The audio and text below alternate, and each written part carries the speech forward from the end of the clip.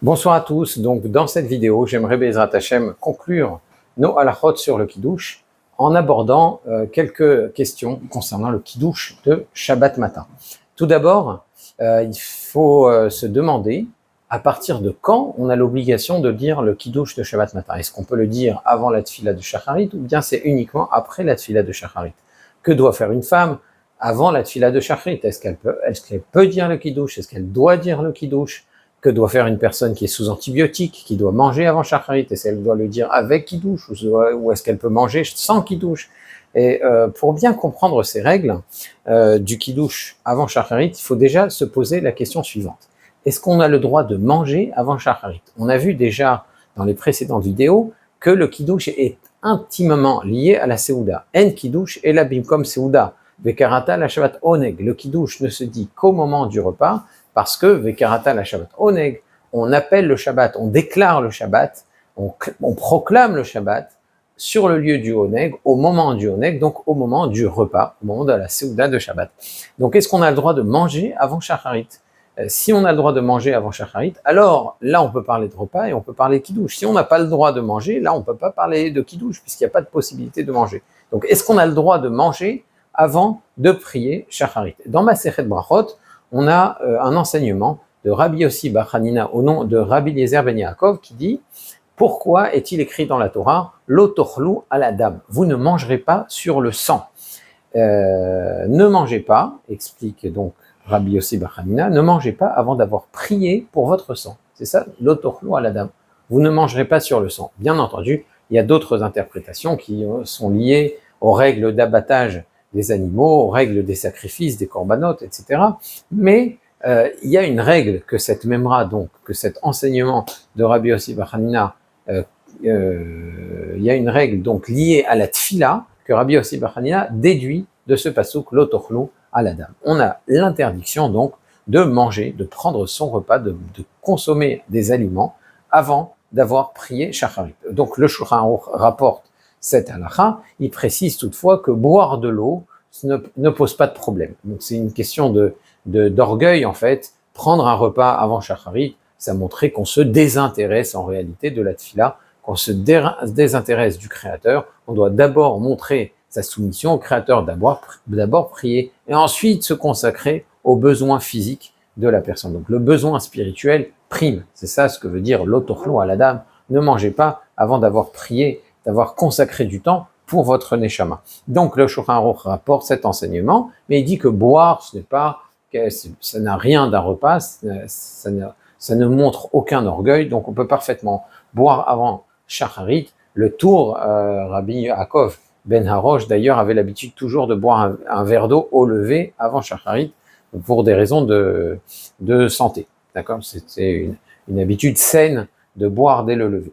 Donc, prendre un thé, prendre un café, c'est aussi boire de l'eau, ça a exactement le même statut, et c'est permis, même si ce thé est sucré. Le Mishnah Berurah précise toutefois qu'on ne devrait pas verser de lait dans ce café ou ce thé. Donc, ça c'est uniquement du thé et du café exclusivement composés d'eau aromatisée au café et au thé. Donc, le Shulchan Aruch permet aussi de manger si on est malade. Si on est malade, on a le droit. Et il dit que si quelqu'un se sent faible au point de ne pas pouvoir prier, donc il est faible, il n'est pas malade, mais il est faible, il peut aussi, c'est comme un malade, d'accord? C'est comme un malade puisqu'il n'est pas en mesure de prier sans avoir mangé, donc il peut manger avant Shacharit. Donc il n'y a pas de différence entre Shabbat, Yom Tov et la semaine à ce sujet. Donc pour Shabbat comme pour la semaine, on n'a pas le droit de manger avant Shacharit, si ce n'est boire un thé et boire un café. Donc quelqu'un qui est faible peut éventuellement grignoter quelque chose, de sorte à pouvoir à être en mesure de prier, à avoir les forces de prier. Et bien entendu, si on est malade, eh bien on peut manger normalement, de façon à pouvoir prier normalement Shacharit. Donc chacune de ces situations aura une incidence sur l'obligation de kiddush. Donc prenons le cas classique, quelqu'un qui est en bonne santé, bien portant, qui n'a pas de problème à attendre pour manger, eh bien, il a l'interdiction de manger avant Shacharit. Il ne peut prendre que de l'eau, du thé ou du café, voire éventuellement, s'il se sent un peu faible, un léger encas, on va dire. Disons qu'il se sent un peu faible, il va prendre un encas, un biscuit. Tout cela n'a pas le statut de Séouda au regard du kidouche. Ce n'est pas un repas, d'accord, moins qu'un kazaït de mésonote, histoire d'avoir un petit goût sucré dans la bouche, et bien sûr, a fortiori, un thé, un café ou un verre d'eau ne sont pas une Séouda et ne permettent pas de dire le kidouche. Le kidouche ne peut se dire que bimkom Séouda. Or, il n'y a pas de Séouda possible avant Shacharit pour ce monsieur, pour cette personne. Et donc, il n'a pas la possibilité de dire le kidouche. Il n'a pas l'obligation non plus de dire le kidouche, puisqu'il n'y a pas de possibilité de dire le kidouche, il n'y a pas d'obligation de dire le kidouche. Comme il n'y a pas d'obligation de dire le kidouche, eh bien, il peut boire son thé, boire son café, boire son verre d'eau avant Shacharit sans aucun problème. En revanche, une fois qu'il a prié Shacharit, là, une Séouda est possible. On ne peut pas prendre une grande Séouda tant qu'on n'a pas prié la deuxième tfila qui est celle de Moussaf, parce que si on tarde trop à prier Moussaf, on est ce qu'on appelle un pochéa, un négligent. D'accord, c'est à partir de la 7e heure, on parle en heure saisonnière. Si on prie Moussaf après la 7e heure, la Mishnah considère que c'est une pshia, c'est une négligence. Donc on ne doit pas prier Moussaf trop tard.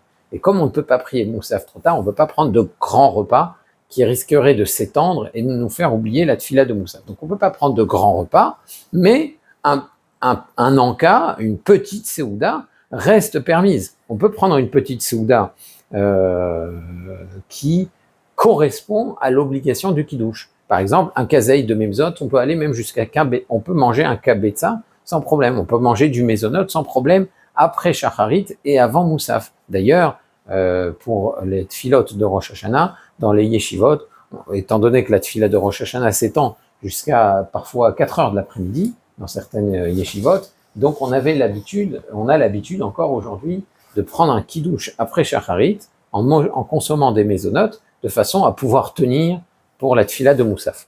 Donc voilà ce qui se passe après Shacharit. Après Shacharit, puisqu'il y a la possibilité de prendre du mésonote et de prendre ce qui est appelé une Séouda au regard des règles du kidouche, par conséquent, le kidouche est possible. Et si le kidouche est possible, il est obligatoire. Alors il y a une conséquence, c'est que si le kidouche devient obligatoire après Shacharit, on n'a pas le droit de boire ni thé, ni café, ni même un verre d'eau. Donc ça veut dire qu'en réalité, d'une certaine manière, on peut être plus strict avant Shacharit qu'après Shacharit. Avant Shacharit, où le kidouche n'est pas possible, et donc il n'est pas obligatoire, alors on peut boire un verre d'eau, on peut prendre un thé, on peut prendre un café.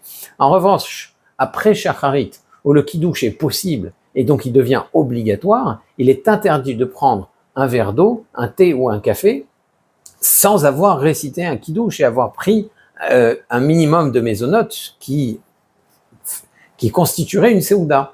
Donc, avant Shacharit, on peut prendre de l'eau, thé ou café. Après Shacharit, plus de thé, plus d'eau, plus de café, aucune consommation jusqu'au kidouche.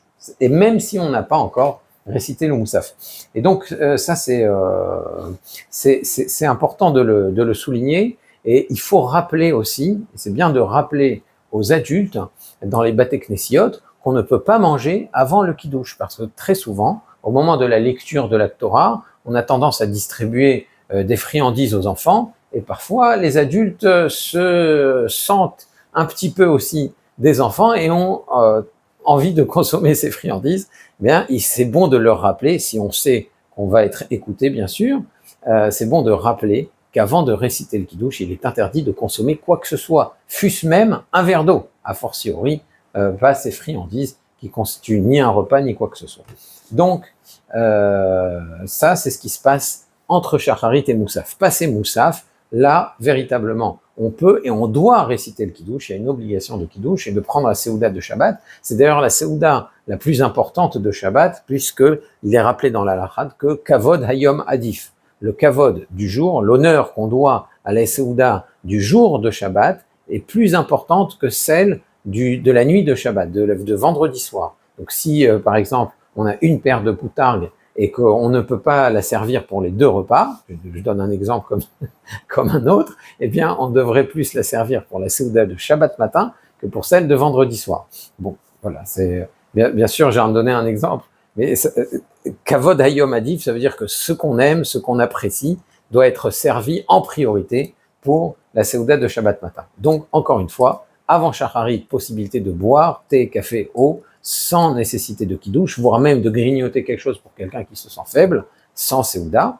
Après Shacharit, possibilité de kiddush, et donc obligation de kiddush, et donc interdiction de boire au thé ou café ou quoi que ce soit, interdiction de consommer quoi que ce soit avant d'avoir récité le kiddush et d'avoir pris une Seouda minimale, c'est-à-dire un kazaït de mésonote. Donc ça, c'est pour quelqu'un qui est en bonne santé, voire un petit peu faible. Si quelqu'un est malade, il est sous antibiotiques, et qu'il ne peut pas donc prendre son traitement à jeun, il est obligé de prendre son traitement dès le lever, eh bien, il a l'obligation, il a le droit de manger avant Shacharit.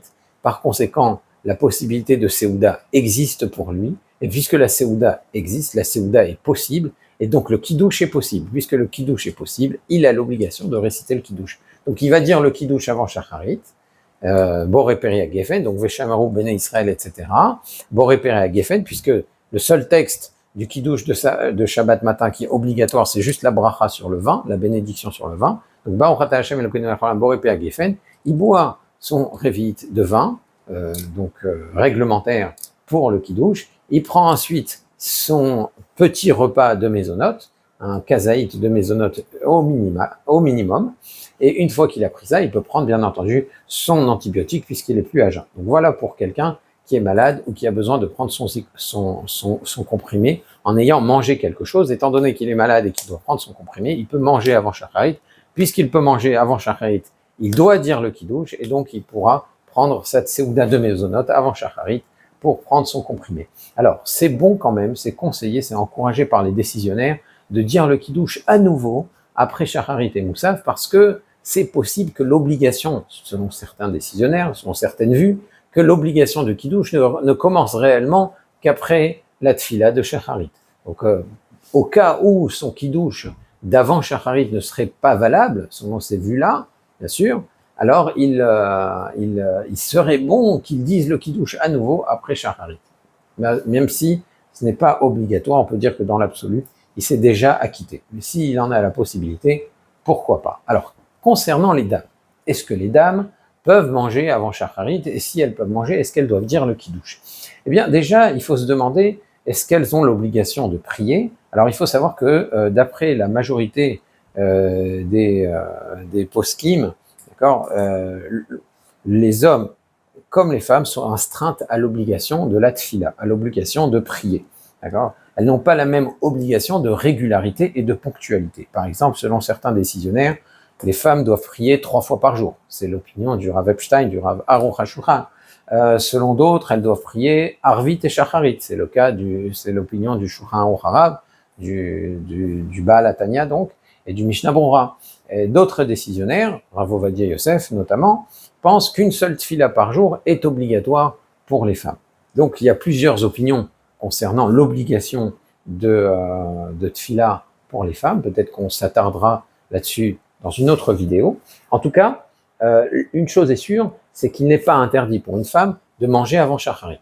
Donc il n'y a pas d'interdiction de manger avant Shacharit. Alors est-ce qu'une femme, avant d'aller prier Shacharit au Beit HaKnesset Shabbat matin, est-ce qu'elle peut prendre un thé ou un café, ou elle a l'obligation de prendre immédiatement son kiddush avec du mésonote, et parce que évidemment quand il y a quand il y a possibilité de kiddush, il y a obligation de kiddush. S'il y a obligation de kiddush, eh bien on peut même pas boire un verre d'eau, on peut même pas prendre un thé à café. Eh bien concernant le kiddush de Shabbat matin, ça dépendra de l'habitude que chacune s'est fixée.